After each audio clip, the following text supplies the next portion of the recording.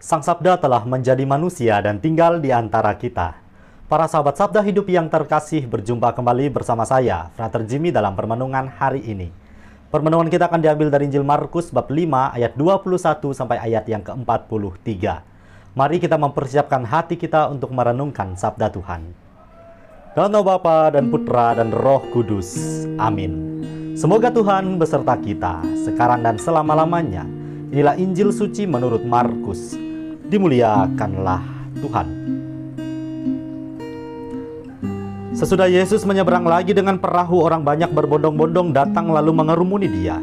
Sedang ia berada di tepi danau, datanglah seorang kepala rumah ibadat yang bernama Yairus. Ketika ia melihat Yesus, tersungkurlah ia di depan kakinya dan memohon dengan sangat kepadanya, "Anakku perempuan sedang sakit, hampir mati. Datanglah kiranya dan letakkanlah tanganmu atasnya, supaya ia selamat dan tetap hidup." Lalu pergilah Yesus dengan orang itu. Orang banyak berbondong-bondong mengikuti dia dan berdesak-desakan di dekatnya.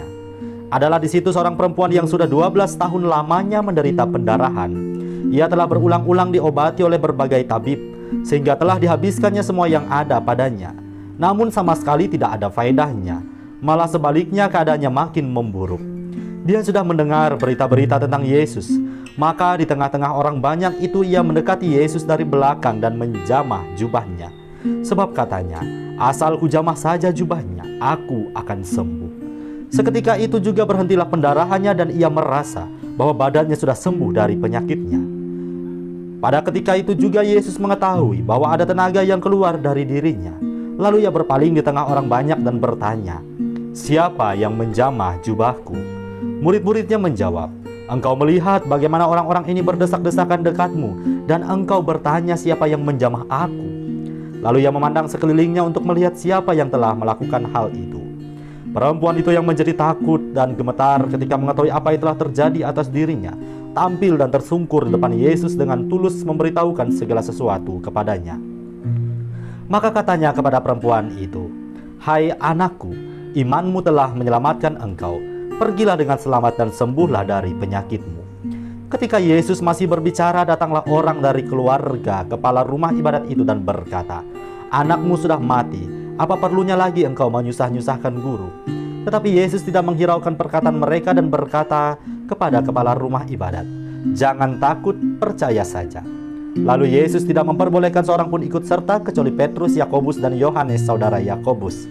Mereka tiba di rumah kepala rumah ibadat, dan di sana dilihatnya orang-orang ribut, menangis dan meratap dengan suara nyaring. Sesudah ia masuk, ia berkata kepada orang-orang itu, "Mengapa kamu ribut dan menangis? Anak ini tidak mati, tetapi tidur." Tetapi mereka menertawakan dia. Maka diusirnya semua orang itu, lalu dibawanya ayah dan ibu anak itu dan mereka yang bersama-sama dengan dia masuk ke kamar anak itu. Lalu dipegangnya tangan anak itu, katanya, "Tali takum," yang berarti, "Hai anak, aku berkata kepadamu, bangunlah." Seketika itu juga anak itu bangkit berdiri dan berjalan, sebab umurnya sudah 12 tahun. Semua orang yang hadir sangat takjub. Dengan sangat ia berpesan kepada mereka supaya jangan seorang pun mengetahui hal itu. Lalu ia menyuruh mereka memberi anak itu makan. Demikianlah sabda Tuhan. Terpujilah Kristus.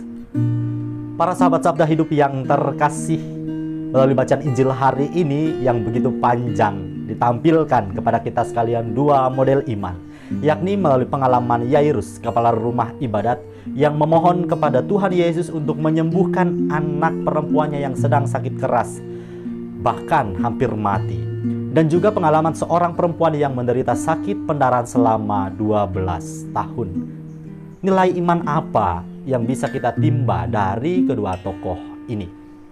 Hal menarik yang dapat kita refleksikan dan kita jadikan sebagai inspirasi iman, yakni sikap mereka. Kita dapat melihat betapa kedua tokoh ini menaruh kepercayaan penuh kepada Tuhan Yesus. Mereka percaya akan kuasa dalam diri Yesus. Yang pertama mengatakan bahwa asal Yesus berkenan meletakkan tangan atas anak perempuannya yang sedang sakit, maka anaknya itu akan selamat dan tetap hidup.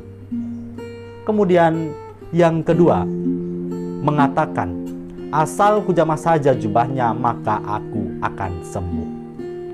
Sikap percaya yang sedemikian ini tentu tidak mudah untuk dimiliki.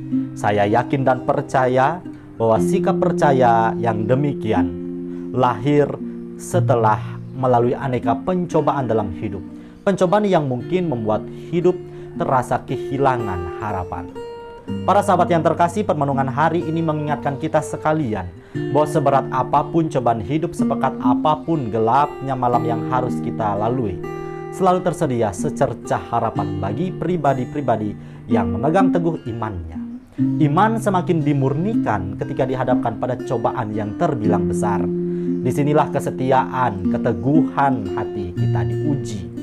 Apakah dalam masa-masa sulit kita masih selalu menaruh harapan pada Tuhan, atau terkadang kita lari dan meninggalkannya? Kedua tokoh dalam bacaan Injil hari ini menjadi bukti betapa Allah selalu menaruh belas kasihan kepada umatnya, dan pertolongannya datang di waktu yang tepat, seturut rencana dan rancangannya bagi hidup kita masing-masing. Para sahabat yang terkasih, semoga kita dimampukan untuk mewujudkan semuanya ini dalam terang iman akan Kristus Tuhan. Saya juga mengucapkan selamat tahun baru Imlek untuk seluruh sahabat yang merayakan. Semoga Allah yang Maha Kuasa memberkati kita, melindungi kita terhadap dosa, dan menghantar kita ke hidup yang kekal.